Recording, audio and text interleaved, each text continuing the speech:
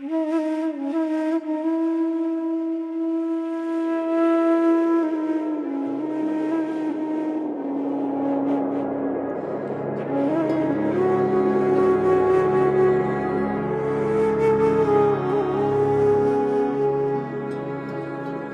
কিরকম ভাবে বেঁচে আছি তুই এসে দেখে যা নিখিলেশ। এই কি মানুষ জন্ম, নাকি শেষ পুরোহিত কঙ্কালের পাশা খেলা? প্রতি সন্ধেবেলা আমার বুকের মধ্যে হাওয়া ঘুরে ওঠে, হৃদয়কে অবহেলা করে রক্ত। আমি মানুষের পায়ের কাছে কুকুর হয়ে বসে থাকি তার ভেতরের কুকুরটাকে দেখব বলে। আমি আক্রোশে হেসে উঠি না, আমি ছারপোকার পাশে ছারপোকা হয়ে হাঁটি, মশা হয়ে উড়ি একদল মশার সঙ্গে। খাঁটি অন্ধকারে স্ত্রীলোকের খুব মধ্যে ডুব দিয়ে দেখেছি দেশলাই জেলে, ও গায়ে আমার কোনো ঘর বাড়ি নেই। আমি স্বপ্নের মধ্যে বাবুদের বাড়ির ছেলে সেজে গেছি রঙ্গালয়ে। পরাগের মতো ফু দিয়ে উড়িয়েছে দৃশ্যলোক, ঘামে ছিল না এমন গন্ধক যাতে কোধে জ্বলে উঠতে পারো। নিখিলেশ, তুই একে কি বলবি?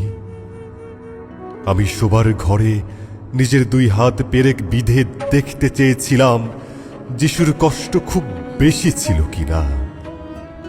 আমি ফুলের পাশে ফুল হয়ে ফুটে দেখেছি তাকে ভালোবাসতে পারি না। আমি কপাল থেকে ঘামের মতন মুছে নিয়েছি পিতামহের নাম।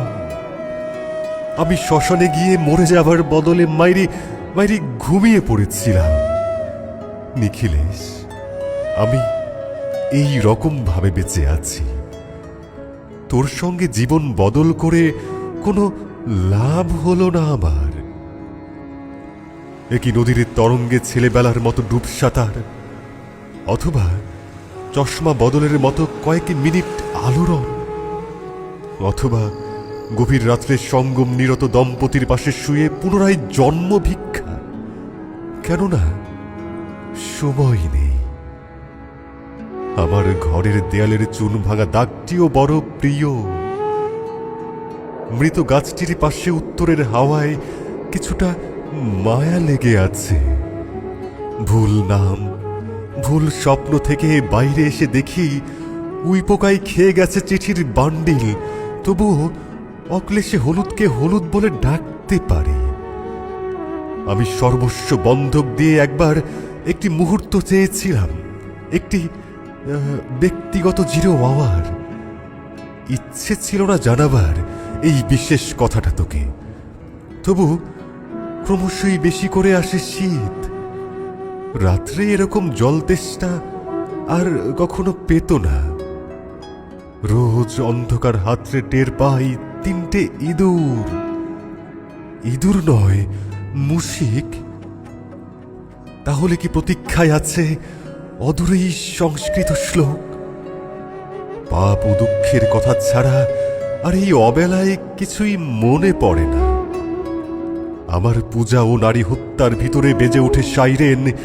নিজের দুহাত যখন নিজেদের ইচ্ছে মতো কাজ করে, তখন মনে হয় ওরা সত্যিকারের। আজকাল আমার নিজের চোখ দুটোও মনে হয় এক পলক সত্যি চোখ। এরকম সত্য পৃথিবীতে খুব বেশি নেই আর।